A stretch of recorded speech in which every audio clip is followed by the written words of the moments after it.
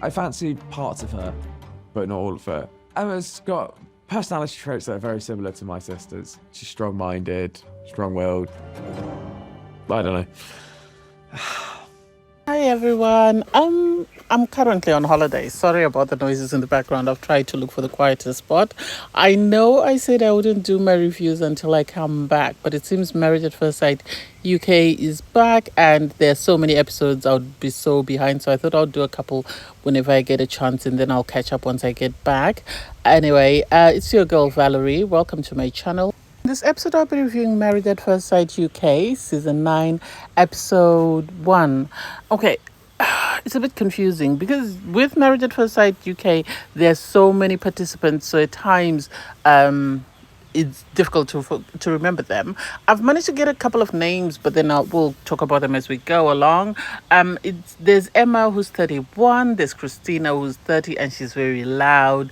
Eve, I didn't get Eve's age. There's Rochelle, who's 48. She looks amazing. Holly's 29. And then we have Sasha, who's also 29. Apparently, she comes from a family where they're bodybuilders. So she is worried that her family is going to be very body conscious about her prospective husband. And it looks like I won't say anything anyway.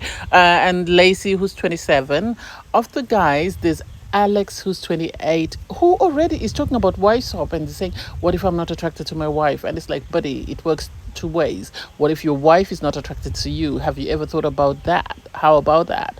Don't just look at the other way. What if your wife is not attracted to you? What will you do in that situation? Hey, it is what it is. We have Kieran, who's 28, with Ross, Caspar's 34. I think he said his name was Olson, Nathan and Adam, who's 33. So they all meet up at the Hen and the Stag Do, and everybody's excited about getting married. Obviously, there is a clash between Alex and one of the other, brides to be, although she's sitting with the grooms, because everybody's back is turned up as soon as Alex talks about the fact that what if I'm not attracted to my wife and I want to swap my wife, and it's like, this is not the situation for you. Maybe you should have gone to Love is Blind. That way you could have chosen who you wanted instead of you just leaving it up to the experts to find your prospective wife. The experts then turn up to meet up with both the brides to be and the grooms to be. After meeting with the experts, we get to see the experts sort of sit down with the couple and sort of go through their matches and their matching process. And for me, at times, I think Married at First Sight needs to go back to the drawing board, just because I think they have become more focused on ratings and drama than they are on the process of getting couples married for a lifetime. Anyway, the first couple we meet are Kieran and Christina. What do I think? I think it's a nightmare. I think it could go either way. I think it could be very successful or it could be a train wreck, because we all know that Christina is very loud. We know that, she's very spontaneous and she's all over the place, really, for lack of a better word. And so for her being matched with Kieran, I think he's the better guy out of everybody that they have on the list, because he himself is very spontaneous as well. He's all over the place. Well, he's got a good job. He's got a farm of his own. But at times, the words that come out of his mouth, he doesn't seem to have a sieve. He just seems to say whatever comes to mind and then deals with the consequences later, which might not be a good idea. He said, he speaks to his mom about everything. He spoke to her and told her about when, he lost his virginity. He had a sit down with his family, and he was sort of being asked, are you dating anyone? And he sort of spoke about his hand, and it's just like, please don't. This is not it. I personally don't understand how the experts felt they were a good couple.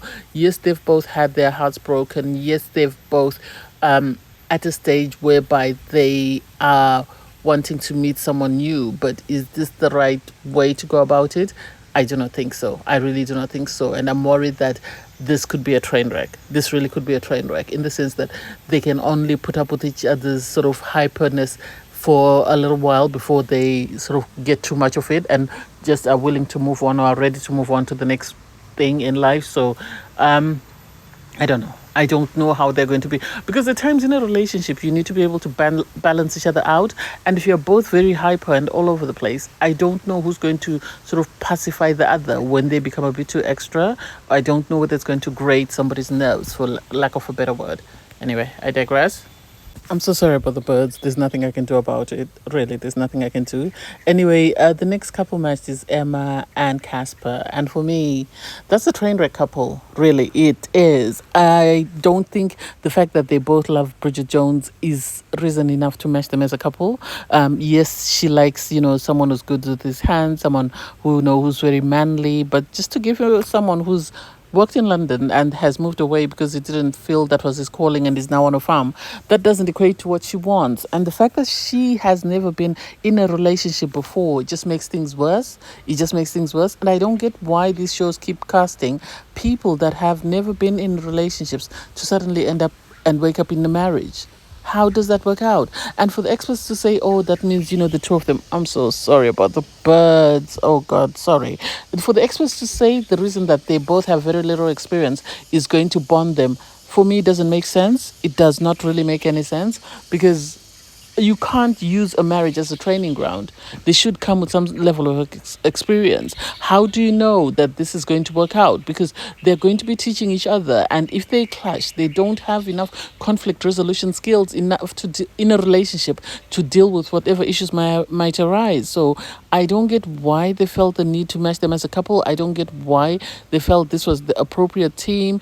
The fact that I think the only thing they have in common is the fact that, Bridget Jones, and that's it. And also for Emma to be having this thing whereby she dates a new guy every month, that's not reason enough for her to get married. And for her to say they always end on the first, date. And what is it about her that makes these guys not want to go in for a second or a third date?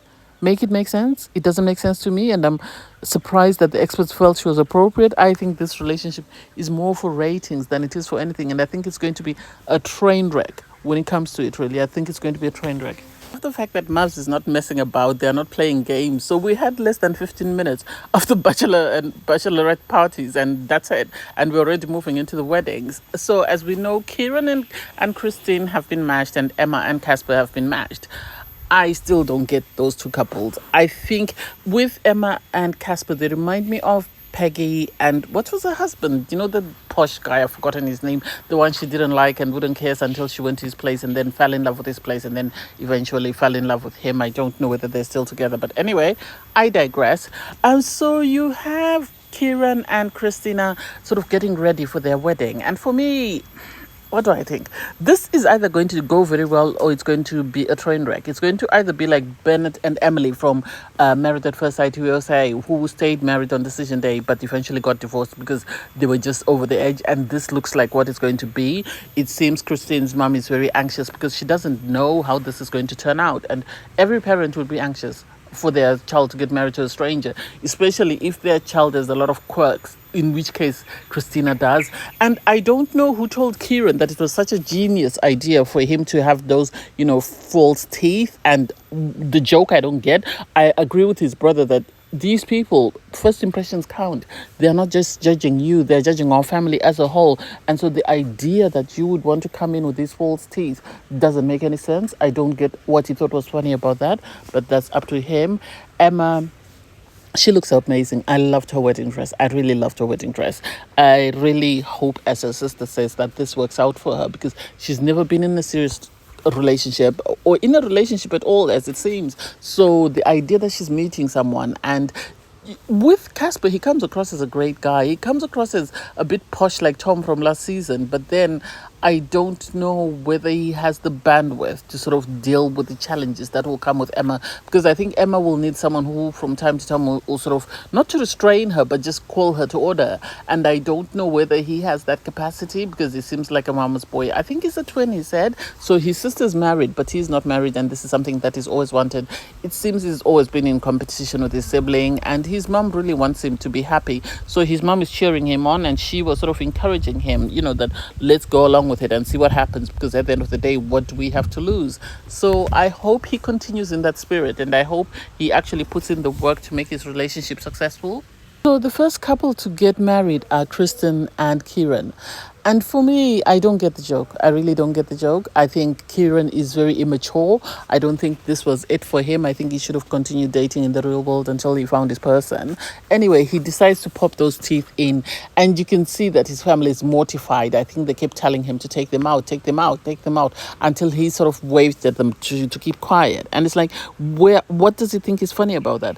And when she came down, Kristen was mortified. She couldn't say anything about teeth, but you could tell she was very uncomfortable. So he eventually took them out, and then she started laughing and said, "Oh, he's a jokester." And it's like, yeah, he's a jokester, but there's a time and a place. There really is a time and a place for certain things, and I don't know what made him think that that was appropriate. I think his family should have had quite a sort of a conversation, or his mom should have had a conversation with him and just told him what is acceptable and what is not acceptable. First impressions count, and so the audacity and the idea to think that that is funny, and for her to start laughing, and then he says, "Oh, I love that she's got a sense of humor. You're my type of girl." And it's like, maybe she's laughing because she's uncomfortable. She doesn't know what else to say or do, and this is all she can say and do, really, because what else can she say? What else can she say? I don't get it, and I really don't understand it. At their reception, he sort of sang this song that was talking about poop and stuff, and his mom was uncomfortable. Kristen was laughing, but then at times people laugh when they're nervous or when they're uncomfortable. So I don't know what really made him think that this was such a genius idea. His mother was mortified. She really was mortified. She said, if that were my son-in-law, I wouldn't want him singing about poop at the table, especially on his wedding day. His mother-in-law thought that was not appropriate, but she hoped you take the wedding seriously. Do I think he's going to take it seriously? I don't know. I really don't know. But my fear is if he continues this way, he's going to give her the ick, and once she gets the ick, it's very difficult for people to move away from that. And Kristen seems already eccentric in her own skin. For her to someone sort of outstage her or outshine her is going to be a problem. This couple, I'm beginning to feel like they're not going to work, especially if you have Kieran continuing the way he's behaving. But anyway, I don't know. Next up is Caspar and Emma. Caspar is nervous. Even though he signed himself up for this experiment, you can see that he's very nervous. He doesn't know what to do with himself. He's trying to sort of contain himself and make sure that he still remains sort of appropriate, but he doesn't know how to behave. He doesn't know what to say. He doesn't know what to do that might not offend anyone. His bride walks down the aisle, and sadly, his bride reminds him of his sister. He's got a twin sister. The way they laugh. And the producers are messy as hell. They really are messy as hell. For them to sort of play the laughs, sort of synchronize them and sort of play them, didn't make sense to me unless they were just trying to be messy. And so for him, I think he got the ick. I think Caspar got the ick, and I think he continued with the wedding because there was nothing else for him to do. But the fact that she reminds him of his twin sister has put him off. The fact that she reminds, it's going to take a lot for him to move away from that, but I don't see that happening. So it's really sad that this is where they are, but hey, it is what it is. He'll have to make do with that, because at the end of the day, what can he do? He should have told them about his sister and the fact that he didn't want someone who spoke or behaved like his sister, because now I don't know what he was expecting, and I don't know what is likely to happen or what is likely to turn it, but I don't think he's going to be able to turn this around. I really don't know what Kieran thought would happen when he told, Kirsten's mum that he lives in a caravan. What did he think? She was not going to tell her daughter. That's a bit unrealistic. I like the fact that Kristen is open to it. She's someone who deals with animals. She likes being outdoorsy, so this is good for her. What do I think about them as a couple? I have high hopes. I really do have high hopes. Well, that either it could go very good or very bad. At the moment, it seems to be going very well. But then most couples start off very well on wedding day, and then they just go left. And once they've gone left, that's it. You can't salvage that. So I'm happy that they're both happy with the person they've been matched with. They seem to be in a very good space. It's only a matter of wait and see. Let's see what happens at the first, couples dinner to see how they react, and we get the honest opinions of their first week as a married couple. With Caspar and Emma, Caspar has got the ick. He's been put off, and the fact that he has this ongoing sibling rivalry with his sister, I think, is something that's going to play a part in them as a couple. I'm sorry, I think there's a plane flying over. I'm in Bali, so you can hear the animals, the waterfalls, everything. It's amazing. But anyway, sorry about this. Anyway, so him having a conversation with Emma's sister and telling Emma's sister that he doesn't get along with his sibling, I don't know what he thought that would achieve for him. I really don't get it. And also, for him to then fight with his sister, I still don't get it. I think he has a lot of issues with his sibling. I think there's a lot of sibling rivalry there. And I think maybe before getting married, Caspar should have gone for counseling, because as much as he's been matched with someone who's open to sort of exploring this and seeing if this works, I think he has got the ick because she reminds him of his sister, and it's going to be a struggle for him to sort of move away from that. And sadly, his mum and sister have fallen in love with Emma. So for him to say no to her is going to break their hearts. And I like that when he told his sister that, oh, I'm not getting that sexual urge, his sister turned around and told him that, well, she might be feeling the same. She might not feel you sexually, so it might be a two-way street, buddy. So you need to bear that in mind, that you might not be the prize. I can't wait to see what happens with that train wreck as well. Anyway, thanks guys for watching. Please don't forget to like, share, comment, and subscribe, and I'll see you in the next one. Bye guys.